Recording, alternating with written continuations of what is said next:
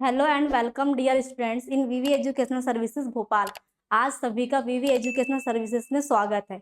आज हम MBA first sem के subject management and concept practice का फर्स्ट क्लास करने जा रहे हैं, जिसमें हम सबसे पहले सिलेबस देखेंगे। ठीक है, मैं आपको यूनिट वाइज सिलेबस बता रही हूँ। जैसे हमारी फर्स्ट यूनिट कंप्लीट होगी, हम सेकेंड यूनिट का सिलेबस देखेंगे। ठीक है, आपके सब्जेक्ट का नाम है मैनेजमेंट कॉन्सेप्ट एंड प्रैक्टिस। ठीक है, सबसे पहले मैं आपको इस सब्जेक्ट की मीनिंग बता देती हूँ, ये सब्जेक्ट क्या कहता है। ठीक है, मैनेजमेंट का मतलब होता है किसी के थ्रू काम करवाना। इस मैनेजमेंट का सिंपल सा मीनिंग है कि जैसे कोई कंपनी हो या किसी ऑर्गेनाइजेशन में कोई मैनेजर जो काम करवाता है अपने एम्प्लॉय से, जो वर्कर से, वो क्या होता है, एक मैनेजमेंट होता है। मतलब मैनेजमेंट का सिंपल सा मीनिंग है लोगों के थ्रू काम करवाना। फिर है कॉन्सेप्ट। मतलब कॉन्सेप्ट मतलब मैनेजमेंट से रिलेटेड जो भी विचार होती है, जो सोच होती है हमारी, या कहो तो अवधारणाएं, मतलब मैनेजमेंट से रिलेटेड जो भी अवधारणाएं होती है उसे कहते हैं कॉन्सेप्ट।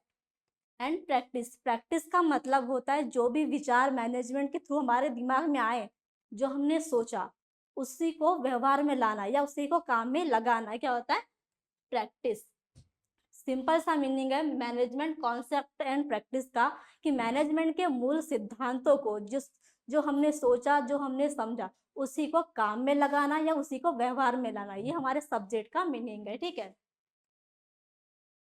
अब हम आगे देखते हैं।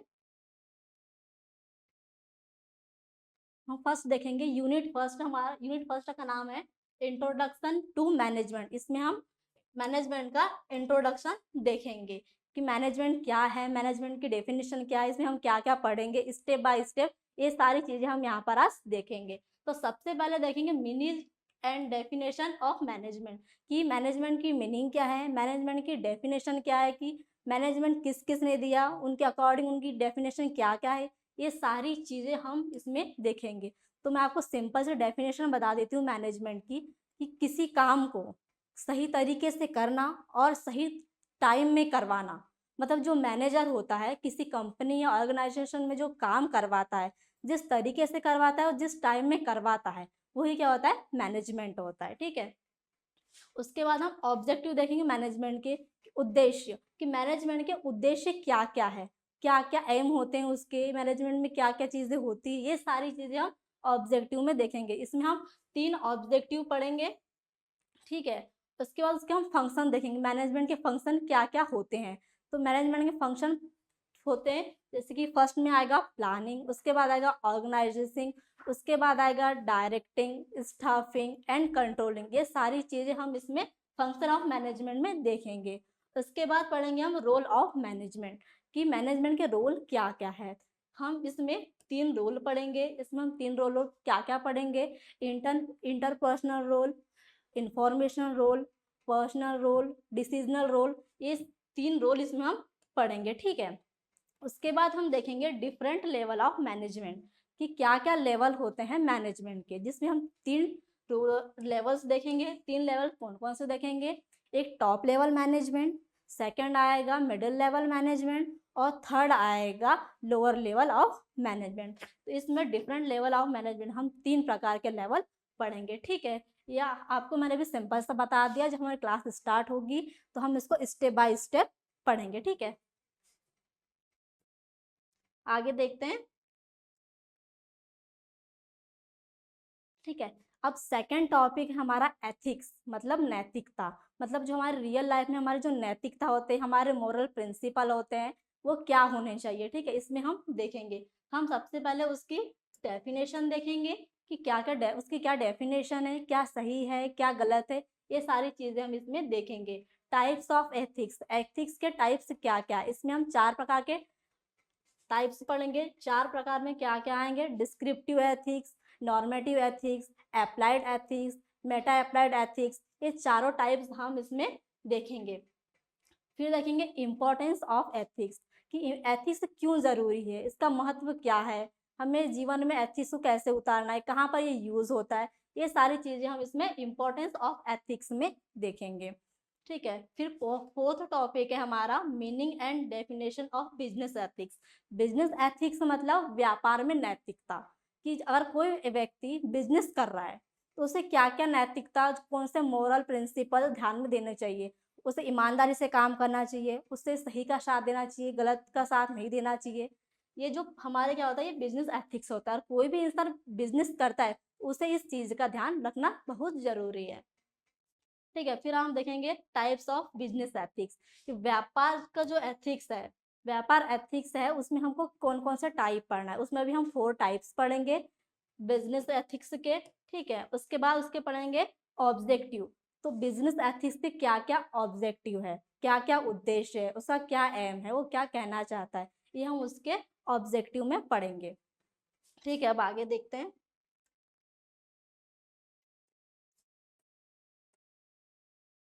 फोर्थ टॉपिक है हमारा एथिक्स फॉर मैनेजर, मतलब मैनेजरियल एथिक्स।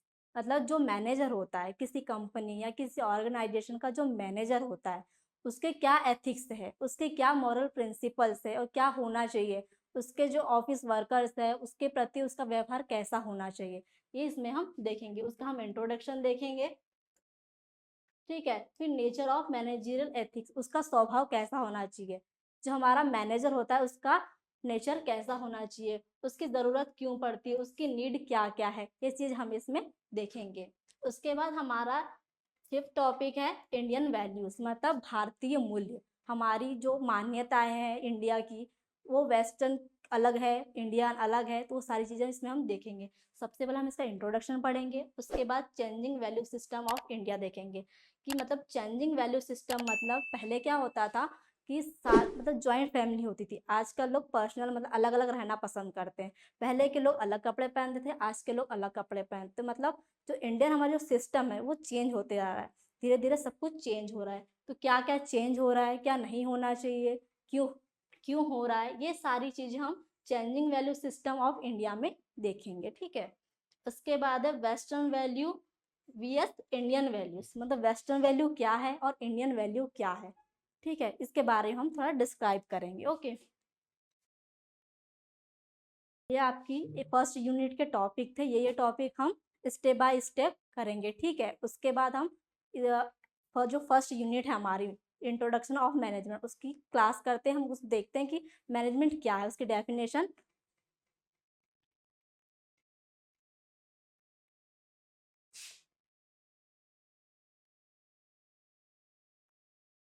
हमारा यूनिट फर्स्ट का फर्स्ट टॉपिक है इंट्रोडक्शन टू मैनेजमेंट। इसमें सबसे पहले हम इंट्रोडक्शन करेंगे मैनेजमेंट का। ठीक है, उसकी डेफिनेशन पढ़ेंगे, एग्जाम्पल पढ़ेंगे, मैनेजमेंट कहाँ कहाँ यूज होता है, ये सारी चीज़ें हम फर्स्ट टॉपिक में देखेंगे।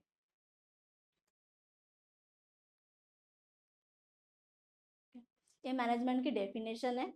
Management Management is the process of planning, organizing, staffing, directing, and controlling available resources such as people, money, material, time to achieve specific goal effectively and efficiently। मतलब ये डेफिनेशन कहती है कि मैनेजमेंट एक ऐसी process है जिसमें ऑर्गेनाइजेशन के गोल को अचीव करने के लिए जो हमारे पास उपलब्ध संसाधन है, अवेलेबल रिसोर्सेस है, उसका यूज करके गोल को कैसे अचीव करें। तो सबसे पहले हमें क्या करना पड़ेगा, उसकी प्लानिंग करनी पड़ेगी, उसकी ऑर्गेनाइजिंग करनी पड़ेगी, उसकी स्टाफिंग करनी पड़ेगी, उसके बाद डायरेक्टिंग, उसके बाद कंट्रोलिंग। स्टेप बाय स्टेप हम इसका योजनाबद्ध करेंगे, उसके बाद हमें उसका गोल अचीव होगा। तो इसे हम देखेंगे, इसकी डेफिनेशन है। ठीक है, आगे देखते हैं।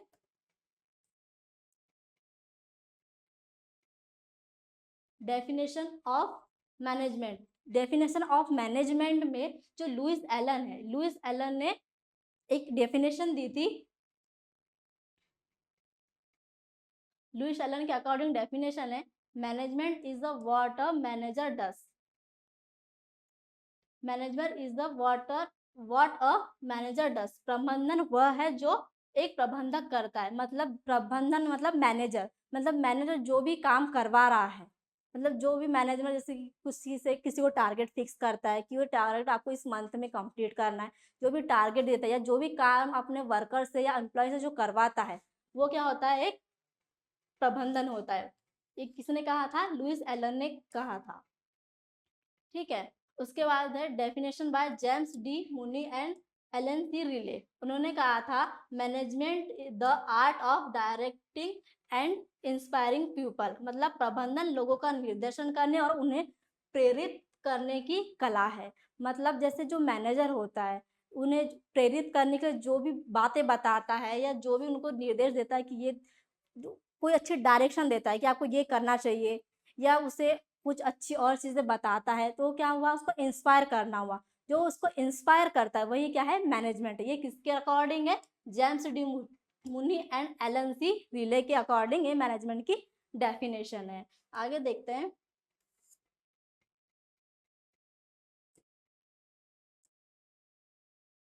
एग्जाम्पल देखते हैं मैनेजमेंट का, कि मैनेजमेंट का एग्जाम्पल क्या है, आपको एग्जाम्पल के थ्रू जल्दी से समझ में आ जाएगा। ठीक है, एग्जाम्पल मैंने लिया है यहाँ पर क्रिकेट टीम का। क्रिकेट टीम को कैसे मैनेज किया जाता है, ठीक है। तो देखिए, एक क्रिकेट टीम में 11 खिलाड़ी होते हैं, ठीक है। उसमें एक क्या होता है, कैप्टन होता है। जो मान लीजिए क्रिकेट टीम है, उसमें क्रिकेट टीम है, ठीक है। तो जो कैप्टन होता है वो क्या करता है, पहले मैच की स्ट्रेटजी बनाता है, क्या प्लानिंग करता है। वो बताता है कि कहाँ पर खेलना है या कब खेलना है, वो सारी स्ट्रेटजी पहले तैयार करता है। तो वो क्या हुआ, एक प्लानिंग हुई, ठीक है। उसके बाद वह खिलाड़ियों को रोल देता है कि कौन बैटिंग करेगा, कौन बॉलिंग करेगा, कौन फील्डिंग करेगा। तो ये क्या हुआ, उसने काम को बांट दिया, मतलब क्या हुआ, ऑर्गेनाइजिंग हुआ। फिर स्टाफिंग, स्टाफिंग क्या होता है, ऑर्गेनाइजिंग में रोल बांट तो दिया, परंतु स्टाफिंग का मतलब होता है कि सही व्यक्ति को सही रोल देना, मतलब राइट पर्सन को राइट प्लेस पर लगाना। अगर आप किसी जो बैटिंग करता है उसको बॉलिंग करने देते हैं तो ये चीज़ गलत हो जाएगी ना। मतलब जो बैटिंग करता है उसको बैटिंग ही करनी दी जाए, जो बॉलिंग करता है उसको बॉलिंग ही करनी दी जाए। ये क्या होता है, स्टाफिंग होता है, मतलब सही व्यक्ति को सही जगह पर लगाना, ये स्टाफिंग है। उसके बाद क्या होता है, मैच के दौरान टीम को मोटिवेट करना और सही दिशा देता है। जो मैच का कैप्टन होता है वो क्या करता है, जो क्रिकेट टीम के दौरान, मतलब क्रिकेट खेलते टाइम टीम को मोटिवेट करता है और सही दिशा देता है। मतलब क्या हुआ, उसने अपनी टीम को एक न्यू डायरेक्शन दी, ठीक है। ये क्या हुआ, डायरेक्टिंग हुआ। उसके बाद क्या है, हर ओवर और परफॉर्मेंस को ट्रैक करता है और फील्ड प्लेसमेंट बदलता है। मतलब ये क्या हुआ, कंट्रोलिंग हुआ। अगर जो व्यक्ति पहले स्टाफिंग कर रहा है, मतलब जो ऑर्गेनाइजिंग उसने किया कि जो बैटिंग कर रहा है या जो बॉलिंग कर रहा है, उसको फिर उसकी वो प्लेसमेंट चेंज करता है, ठीक है। ये क्या हुआ, कंट्रोलिंग हुआ, ठीक है। अब देखेंगे यूज ऑफ मैनेजमेंट, कि मैनेजमेंट कहाँ कहाँ यूज होता है, ठीक है। तो सबसे पहले हम देखते हैं कि बिजनेस एंड कंपनियां, मतलब व्यापार में मैनेजमेंट व्यापार में कहाँ यूज होता है। तो production, marketing, sales, finance, HR आदि को मैनेज करने के लिए। जैसे कोई कंपनी है या कोई जो जब बिजनेस कर रहा है, तो प्रोडक्शन के लिए, मार्केटिंग के लिए, एचआर जो सेल्स होता है, फाइनेंस होता है, उस सारी चीज़ें मैनेजमेंट का यूज होता है। और जैसे किसी कंपनी का मैनेजर कोई टारगेट सेट करता है, ठीक है, तो एम्प्लॉय को गाइड करता है, उसको मोटिवेट करता है, तो वहाँ पर मैनेजमेंट यूज होता है। सेकंड है एजुकेशन सेक्टर में। एजुकेशन सेक्टर में कैसे, स्कूल, कॉलेज, यूनिवर्सिटी, सारी जगह मैनेजमेंट यूज होता है। कोई स्टूडेंट है या कोई टीचर है, स्कूल का जो प्रिंसिपल होता है वो क्या होता है, मैनेजमेंट करता है कि स्कूल के जो टीचर उसको बताता है कि उन्हें कौन सा पीरियड लेना है बच्चों का, कौन सी क्लास की कौन क्लास टीचर है, वो सारे काम बांट देता है, ठीक है। ये क्या हुआ, एक मैनेजमेंट हुआ, स्कूल का मैनेजमेंट। तो क्या हुआ, एजुकेशन सेक्टर में भी मैनेजमेंट का यूज होता है।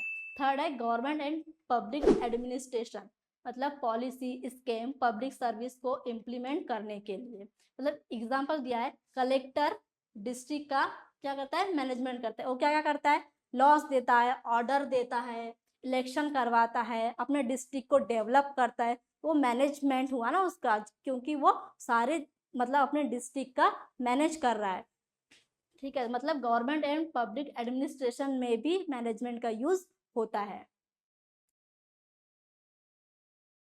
अब फोर्थ है हॉस्पिटल एंड हेल्थ केयर, मतलब स्वास्थ्य क्षेत्र में। स्वास्थ्य क्षेत्र में मैनेजमेंट का यूज होता है। तो कहाँ होता है, जैसे कि लिखा है, doctor, nurse, staff and equipment का सही उपयोग करके मरीजों की देखभाल करना। और हॉस्पिटल में क्या होता है, सबके डिपार्टमेंट बटे हुए रहते हैं कि कोई जैसे एक स्टाफ नर्स है, उसकी ड्यूटी लगाते हैं ओपीडी में, किसी की आईपीडी में, तो क्या उस चीज उसको मैनेज करती है। उसकी ड्यूटी का कोई टाइमिंग फिक्स होता है कि ठीक है तुमको 1 से 4 बजे तक ओपीडी में वर्क करना है, तो उसने क्या किया, एक मैनेजमेंट बना के रखा है कि इतने टाइम में तुमको इतने जगह यहाँ पर वर्क करना है। तो उस क्षेत्र को, उस एरिया को, मतलब जहाँ वो काम कर रही है उसको वो क्या करेगी, मैनेज करेगी। ठीक है, मतलब हॉस्पिटल में भी मैनेजमेंट यूज होता है। फिर होम एंड फैमिली, मतलब घर और परिवार में। घर और परिवार में कैसे, मतलब घर का जो मुखिया है, जैसे कि अपने पापा ही बोलो, जो मैनेजमेंट करते हैं, उनकी जैसे कि मंथली जो भी सैलरी होती है, वो क्या होता है, वो मतलब अगर रेंट से रह रहे हैं तो क्या उनका वो है कि उनको रेंट देना है, घर का राशन लाना है, बच्चों की फीस भरना है, तो क्या होता है, मैनेजमेंट होता है। ठीक है, कि मैनेजमेंट के हिसाब से वो यूज़ करते हैं और घर परिवार को मैनेज करके रखते हैं। ठीक है, मतलब फैमिली में, होम में मैनेजमेंट यूज होता है। उसके बाद 6 स्पोर्ट्स एंड इवेंट, खेल और आयोजन में, जैसे मैंने आपको एग्जांपल दिया था अभी, क्रिकेट टीम, और जिस cricket team, football club, Olympic या शादी टेक कॉन्सर्ट का आयोजन करना, अभी मैं आपको क्रिकेट टीम का एग्जांपल दिया था कि क्रिकेट टीम में कैसे मैनेजमेंट यूज होता है। वैसे ही शादी में अगर कोई वेडिंग प्लान कर रहा है तो क्या होगा, डेकोरेशन का अलग रहेगा, कैटरिंग्स अलग रहेगी। ठीक है, गेस्ट को मैनेज करना है, तो क्या हुआ, एक मैनेजमेंट हुआ। ठीक है, हर प्रकार का मैनेजमेंट, कि वो काम बांट दिया गया है कि एक डेकोरेशन ही देखेगा, वो कैटरिंग को ही देखेगा, ये चीज़ें किसमें क्या होती है, मैनेज रहती है। ठीक है, आज हम इतना ही देखेंगे, कल सेकंड क्लास में फिर हम इसके आगे का करेंगे। ठीक है, थैंक यू।